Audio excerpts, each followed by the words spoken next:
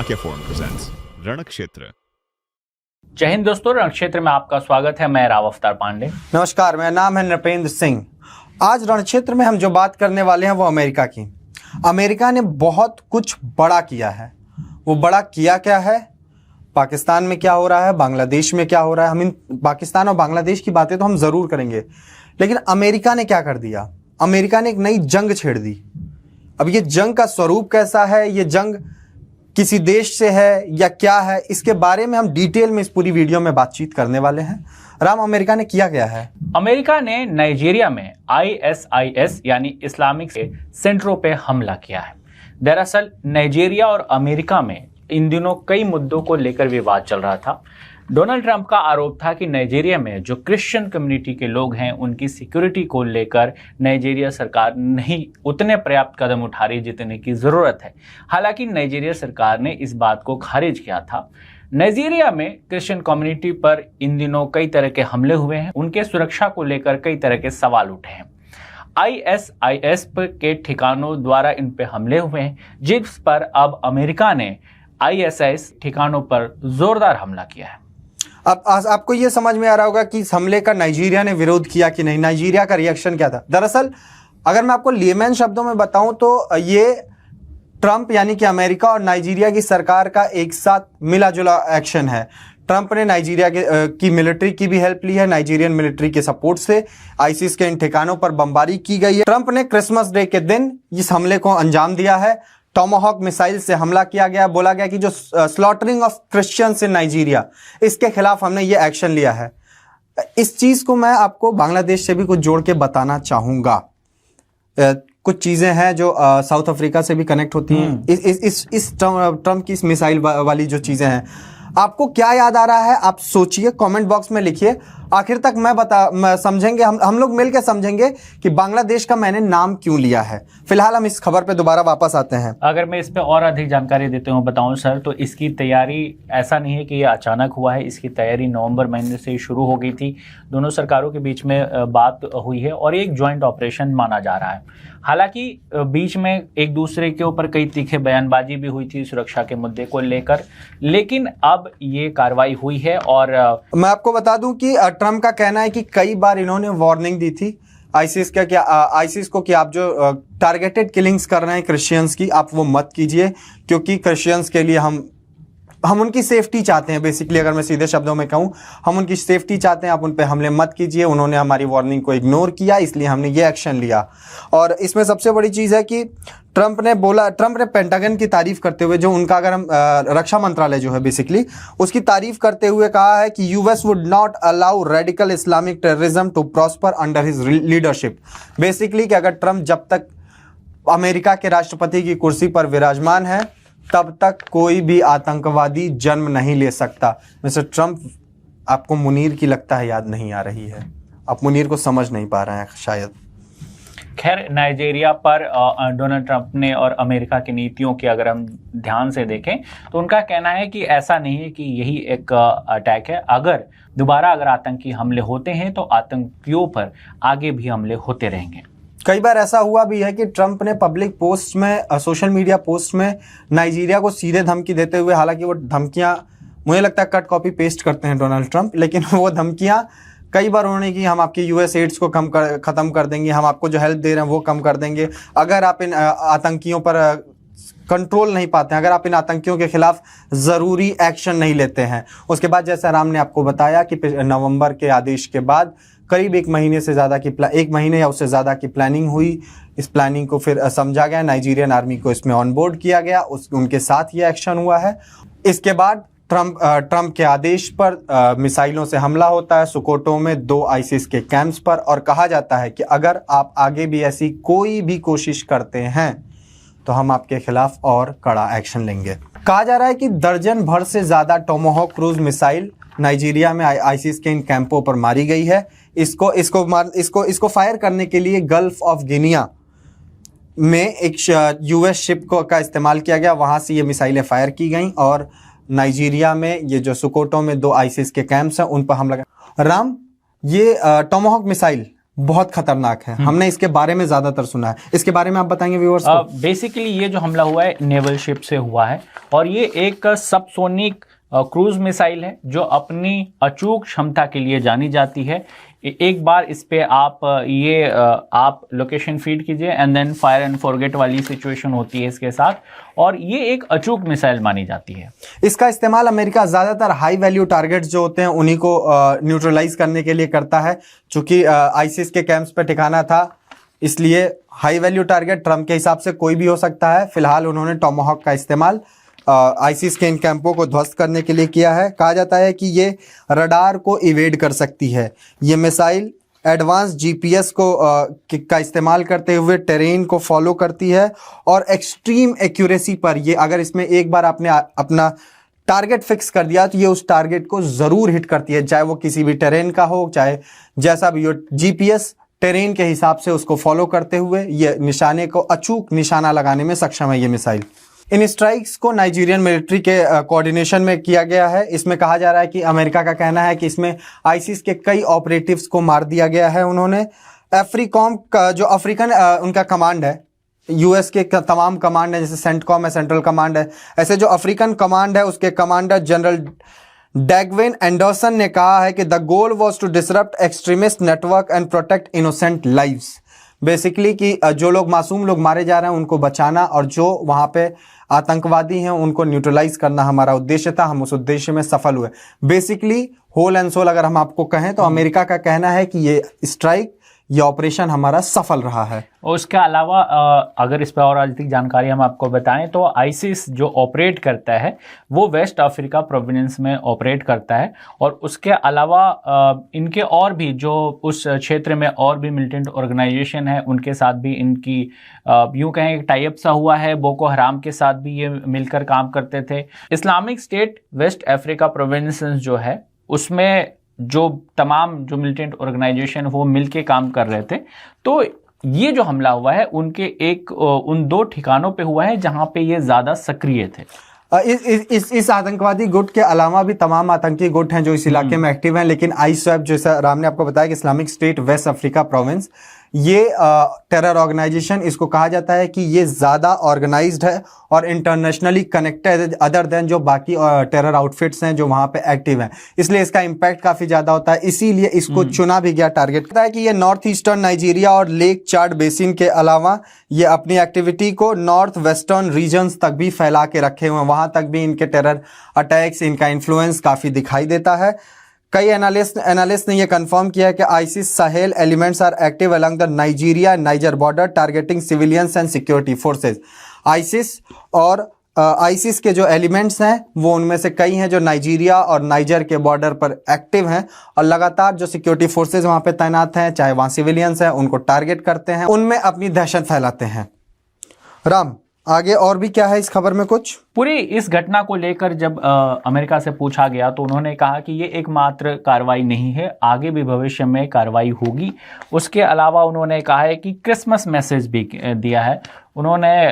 कल क्रिसमस था, उस पे चूंकि ये एक मामला क्रिश्चियन कम्युनिटी पे जो वहाँ सिंबोलिज्म ऑफ दिस जो ऑपरेशन में अगर कहूं तो सिंबॉलिक उससे भी जोड़ते हुए इस पर कार्रवाई की है और डोनाल्ड ट्रंप ने इसको बाकायदा बोला भी। क्रिसमस डे के दिन ये अटैक किया गया। बेसिकली ट्रंप का कहना है कि हम क्रिश्चियंस को बचाने के लिए ऑपरेशन कर रहे हैं, इसलिए क्रिसमस डे इस ऑपरेशन के लिए काफी जरूरी, अहम और उपयुक्त टाइम होगा। ये एक बड़ी चीज है। लेकिन मैंने बांग्लादेश की बात की। बांग्लादेश में हिंदुओं की जिस तरीके से हत्या हो रही है, जिस तरीके से बांग्लादेश में पहले दीपू चंद्र दास को मारा गया, अमृत मंडल को मारा गया, 7 बांग्लादेशी हिंदू परिवारों के पिछले एक हफ्ते में घर जला दिए गए। इससे पहले जब शेख हसीना की सत्ता बदली थी तब किस तरीके से हिंदुओं के ऊपर अत्याचार हुए थे। वो एक लड़की, अभी भी मैं दोबारा उसका नाम मुझे तो नहीं याद ऑब्वियसली, तो वो लड़की की स्टोरी लेकिन मैंने पढ़ी थी। इसमें सबसे महत्वपूर्ण बात सर ये है कि जब मोहम्मद यूनिस छात्र आंदोलन जिसे कहा जा रहा है सो कॉल्ड, और उसके बाद सत्ता में आते हैं तब भी हिंदूज को टारगेट करके मारा जाता है। मैं वही बातें कह रहा हूँ कि जिस तरीके करके मारा जाता है, जिस तरीके से घरों को जलाया गया हिंदुओं के, जिस तरीके से, अब मैं उन्हीं चीजों को लेके आ रहा था कि मैं उस लड़की का जो एग्जांपल देता हूँ बार बार कि उसने शेख हसीना के आउटस्टर में काफी एक्टिवली पार्ट लिया, उसके वीडियो सोशल मीडिया पे अवेलेबल थे, आप चेक कर सकते हैं सोशल मीडिया पे। अगर आप में से किसी को उसका नाम पता होगा तो ज़रूर कमेंट बॉक्स में लिखिएगा। उस लड़की ने बाद में उसी की वीडियोस और तस्वीरें सामने आई, जिस तरीके उसने कहा, मीडिया ने कवरेज भी किया उसका कि मेरे घर के आसपास लोगों को जला रहा है। पहले उसने भी कहा था कि नहीं नहीं ये सब झूठ है, ये फेक खबरें हैं कि किसी हिंदू को नहीं मारा जाता। ऐसा बांग्लादेश में हुआ। मैं अपने लोगों से एक सवाल पूछना चाहता हूं, मेरा बहुत जेन्युइन सवाल है। ट्रंप नाइजीरिया में, अमेरिकन कंट्री, डिस्टेंस आप देख लीजिएगा, नाइजीरिया में ट्रंप मिसाइल मार देता है, टोमाहॉक। ट्रंप को साउथ अफ्रीका में एक वाइट कम्युनिटी के लोगों पे जब अटैक होता है तो वो साउथ अफ्रीका G20 में जाने से मना कर देता है। ट्रंप कहता है कि जो मैं G20 होस्ट करूंगा मैं उसमें किसी को नहीं बुलाऊंगा। मेरा अपने लोगों से सवाल है कि हम अपने हिंदू भाइयों के लिए कब करेंगे ये सब। और ये महत्वपूर्ण इसलिए भी हो जाता है क्योंकि ये ऐसा नहीं है कि किसी आंदोलन में या किसी भीड़ में अचानक मौत हो गई। ये बाकायदा पहचान हुई, बाकायदा उस भीड़ ने इकट्ठा किया एंड मारा और फिर उसे अंततः जला भी दिया। तो ये एक बर्बरता है जो कि बांग्लादेश में अभी हिंदुओं के खिलाफ हो रहा है।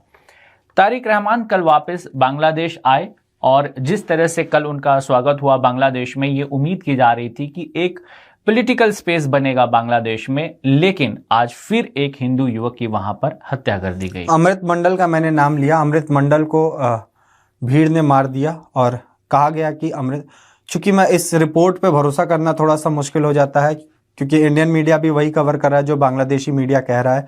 और बांग्लादेशी मीडिया किस हाल में है आपने वो द डेली स्टार और प्रथम ऑलो से देखा है। द ग्लोबल बांग्लादेश टीवी की सीनियर एंकर हैं, सीनियर जर्नलिस्ट हैं, उनके ऑफिस में घुस के किस तरीके से उनको धमकी दी गई, जिस तरीके से प्रथम ऑलो के एक बिल्डिंग को जलाई गई, द डेली स्टार के ऑफिसेस को जलाया गया और उनका बंद कर दिया गया था जर्नलिस्ट को अंदर।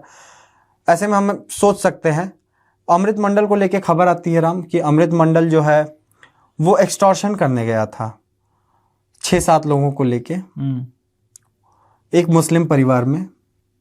वहां पे अमृत मंडल को देख के उन लोगों ने चिल्लाया और उसके पास पिस्टल है। लोग चिल्लाते हैं, पूरा गांव अचानक से इकट्ठा हो जाता है क्योंकि गांव और कुछ काम नहीं कर रहा होता है, लोग हैं नहीं, तो अचानक से सैकड़ों की भीड़ गांव भर की पूरी इकट्ठा हो गई और उसके बाद बाकी 4-5 लोग भाग भी जाते हैं और अमृत मंडल पकड़ा जाता है। फिर उसको इतना मारते हैं कि वो मर जाता है। उसके बाद पुलिस जाती है, बहादुरी दिखाती है, पुलिस उसको निकाल के ले आती है, उसको अस्पताल ले जाने तक मर जाता है, उसकी डेथ हो जाती है, उसको डेड घोषित कर दिया जाता है। बांग्लादेश में सर जो इस समय इस तरह की हत्याएं हो रही हैं, जब वो घटना हो रही है उस समय जो खबरें आ रही हैं और उसके बाद जो इन्वेस्टिगेशन एजेंसीज हैं वो जो तथ्य बता रहे हैं वो नहीं मिल रहे हैं। आपने दीपू चंद्रा के उस केस में भी देखा, इससे पहले जब पिछले साल टारगेटेड हिंदूज किलिंग हो रही थी तब भी इस तरह की पुलिस इन्वेस्टिगेट कर रही है, जांच पड़ताल में कर रही है, तो उस लग रहा है कि नहीं ऐसी कोई बात नहीं थी। वो कई बार आपसी रंजिश का मामला बनता है, उसको आधार बना के एक भीड़ इकट्ठा करके हमला हो जाता है। तो अभी आप जो बता रहे हैं कि इसकी एक वसूली करने गया था और फिर भीड़ ने इकट्ठा होकर मार दिया, आप थोड़ा वेट करें, जैसे ही पुलिस की बनते मुझे पूरा यकीन है कि इसका तथ्य भी कुछ और ही निकलेगा। लेकिन वो तथ्य कितना सामने आता है ये बहुत सवाल है, क्योंकि जब दीपू चंद्र दास की आपने बात की, दीपू चंद्र दास का आया कि आरएबी ने बोला, आरएबी के असिस्टेंट कमांडेंट ने बोला कि नहीं कुछ ऐसा सोशल मीडिया पोस्ट नहीं मिला, नहीं। अभी मैंने मीडिया रिपोर्ट पढ़ी, उसमें ये कहा जा रहा है कि वर्क स्पेस को लेके थोड़ा सा विवाद था, उनकी पोजीशंस को लेके विवाद हो रहा था, इसलिए उसको मार दिया गया। किसी इंसान की जान इतनी आसान है कि आपको हो सकता है कि अगर वो अच्छा काम करके कुछ आगे बढ़ रहा है तो आप उसकी जान ले लीजिए और उसको बोलिए कि ये ब्लास्फेमी का आरोप लगाइए उस पर, किसने हमारे ईश को लेके बुरे शब्द कहे हैं, इसको टारगेट किया जाए और उसके बाद उसको मार दिया जाता है। तमाम करीब 2.5 करोड़ हिंदू हैं बांग्लादेश में, कई लोग सड़कों पर उतरे हैं। मैं तो उनको सैल्यूट करूंगा कि जिस तरीके से आप लोग इन रेडिकल्स के बीच में अपनी आवाज़ उठा रहे हैं। उन्होंने बोला है कि भारत हमारी मदद करे और ज़रूरी भी है। इसीलिए मैं कह रहा हूं कि जब ट्रंप क्रिश्चियंस के लिए सैकड़ों हज़ारों किलोमीटर दूर बैठे क्रिश्चियंस के लिए मिसाइल मार सकता है, हम क्यों चुप हैं हमारे पड़ोस में? और हमें पता है कि उनकी इस अस्थिरता की वजह से हमारा देश एक बार जंग की आग में झोंका जा चुका है। इसके अलावा बांग्लादेश की जो वर्तमान स्थिति को यदि आप देखते हैं तो फरवरी में जो घोषित चुनाव है उसकी फ्री और फेयर होने पर भी सवाल उठने लगे हैं। चुनाव से पहले इतनी हिंसा ये वहाँ की स्थिति पर सवाल खड़े करती है कि क्या जो फरवरी में चुनाव होगा वो सही होगा, उसके जो परिणाम होंगे वो सही होंगे।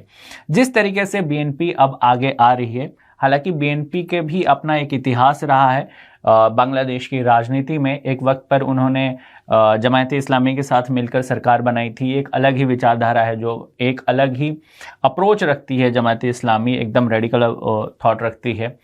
उनके साथ मिलकर भी सरकार बनी, लेकिन अभी जो परिस्थिति है उसमें स्थिति शायद उससे भी ज़्यादा भयावह है और लोग ये एकदम कह रहे हैं। तो ऐसे में फरवरी में चुनाव कैसे होंगे उसको लेकर तमाम सवाल खड़े हो रहे हैं। आखिरी में जाते जाते हम आपको बस एक चीज़ बताना चाहते हैं, चूँकि आज वीडियो छोटा है। सच में मन दुखी हो रहा है ये तमाम बांग्लादेश की जो खबरें हैं उनको देख के, दिल भारी सा हो जाता है। और जाते जाते बस एक चीज़ हम आपको खबर बता देते हैं, पाकिस्तान से है वो खबर। चूँकि पाकिस्तान ने काफ़ी दावा किया था कि ऑपरेशन सिंदूर में हमने भारत को तो नाको चने चबवाए और तमाम चीज़ें हुई, लेकिन अब खबर आ रही है कि पाकिस्तान एलओसी के आसपास एंटी ड्रोन सिस्टम लगा रहा है। जिन भारतीय ड्रोन्स ने पाकिस्तान का भरता बनाया था, उन ड्रोन से बचने के लिए ये एंटी ड्रोन सिस्टम लगाए जा रहे हैं। ये ड्रोन कहाँ से आ रहे हैं राम? ये 3 सेक्टर में, अगर इंडिया टुडे की खबर के अनुसार ये 3 सेक्टर्स में तेजी से लगाए जा रहे हैं। सेक्टर वाइज इनका बंटवारा हुआ है। रावलकोट सेक्टर में काफ़ी इन्होंने सेट किया है, उसके अलावा कोटली और उसके अलावा भिंबर सेक्टर। इन 3 सेक्टरों में अनआर्म्ड एरियल सिस्टम लगाए गए हैं। ये कहते हैं कि हम अगर भारत दोबारा आएगा तो हम भारत को ऑपरेशन सिंदूर 2.0 की बात लगातार मीडिया, हमारे मिलिट्री लीडरशिप लगातार कर रहे हैं। ऐसे में पाकिस्तान का डर जायज़ है। चले राम, आज के लिए रण क्षेत्र में इतना ही। और बांग्लादेश में जो हो रही है एट्रोसिटीज़, उससे दिल भारी है हमारा। सच में हमें ये बुरा लग रहा है कि जिस तरीके से हमारे हिंदू भाइयों को मारा जा रहा है, बहुत दुखदाई तस्वीरें आ रही हैं। हम कब जागेंगे ये हमें देखने वाली बात है। जय हिंद। जय हिंद।